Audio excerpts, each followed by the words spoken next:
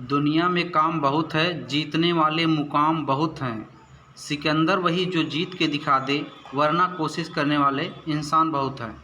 Hello दोस्तों, नमस्कार। मैं अखिलेश कुमार हाजिर हूँ आपके बीच में स्टडी एजुकेशन 85 चैनल के माध्यम से। जैसा कि आपको पता है कि हम ट्रिकी वीडियो की सीरीज आपके सामने ला रहे हैं, उसी क्रम में आज एक नया वीडियो फिर से आपके सामने लेकर प्रस्तुत हो रहे हैं। इसमें हम कुल 5 ट्रिकों का अध्ययन करेंगे। इन ट्रिकों के अध्ययन करने से पूर्व यदि हमारे चैनल को आप सब्सक्राइब ना किए हो तो सब्सक्राइब कर ले तथा कमेंट करके ये ज़रूर जानकारी दें हमारे द्वारा अपलोड की गई वीडियो आपको कैसी लग रही है, तथा शेयर करके अन्य लोगों तक इसका फ़ायदा उठाने का प्रयास ज़रूर करवाएं।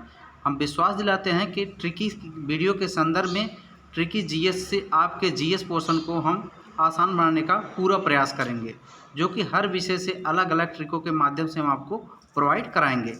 तो चलिए टाइम वेस्ट न करते हुए ट्रिक स्टार्ट करते हैं। तो आज की हमारी पहली ट्रिक हो जाएगी, आज की पहली ट्रिक तक आपको ले चलते हैं। आज की हमारी पहली ट्रिक हो जाएगी, एक मिनट दोस्तों, आज की हमारी पहली ट्रिक हो जाएगी दिनकर की प्रमुख रचनाएं। दिनकर की रचनाओं के लिए एक ट्रिक है। इसके लिए सूत्र आपको याद रखना है। इसके लिए क्या सूत्र है? एक छोटा सा सूत्र है, रश्मि के गीत कुरुक्षेत्र में हुंकार। रश्मि के गीत कुरुक्षेत्र में हुंकार, रेणुवर्षी की संस्कृति रामधारी की फनकार। रेणुवर्षी की संस्कृति और रामधारी की फनकार। क्या याद रखना? रश्मि के गीत के कुरुक्षेत्र में हुंकार, रेणुवर्षी की संस्कृति रामधारी की फनकार।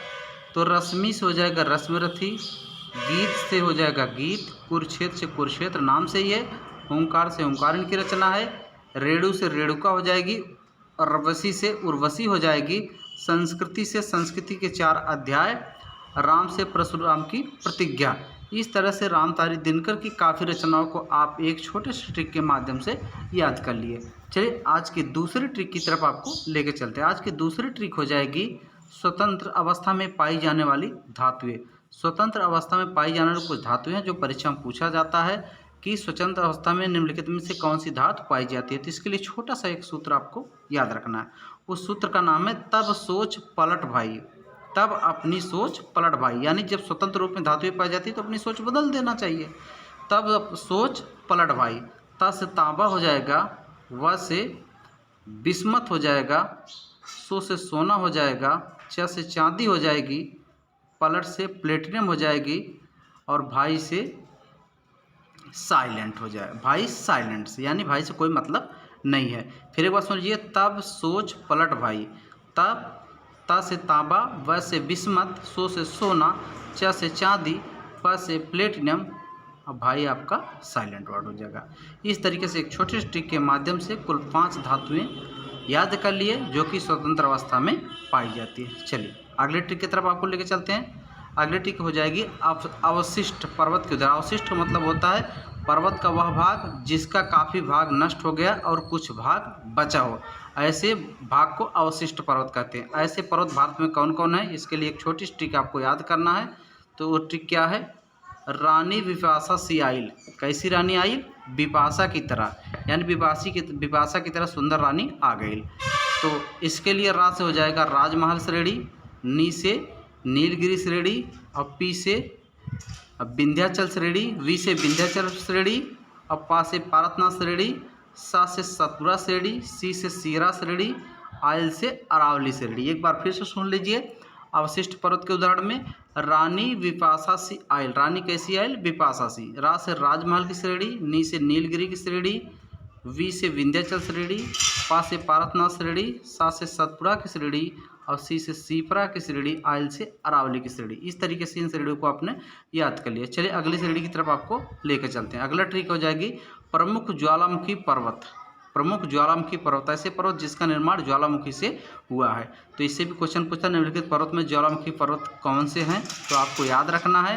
तो इसके लिए छोटा सा सूत्र याद रखना है, कोचीन में 20 फ्यूज जल गई। कोचीन में कितने फ्यूज जल गई? 20 फ्यूज। कोचीन में 20 फ्यूज जल गई। को से हो जाएगा कोटोपैक्सी जो कि इक्वाडोर में है, जो कि दक्षिणी अमेरिका में है।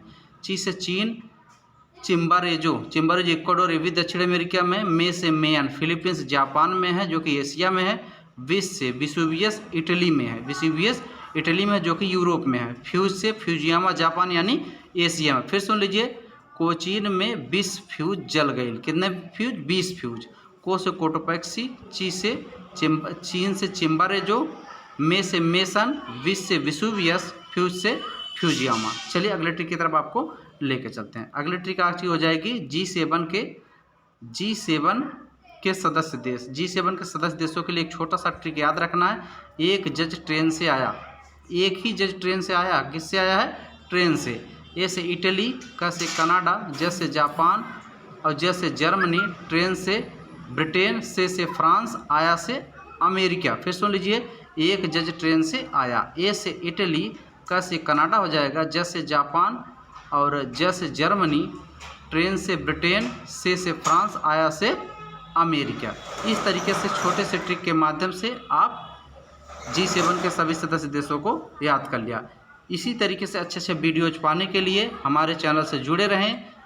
हमारा स्टडी एजुकेशन 85 चैनल परिवार के रूप में आपका स्वागत करता है। आप यहां से पढ़िए, अध्ययन करिए, नोट्स बनाइए तथा अपने करियर को अच्छे अंजाम तक ले जाइए। आज के लिए बस इतना ही। धन्यवाद।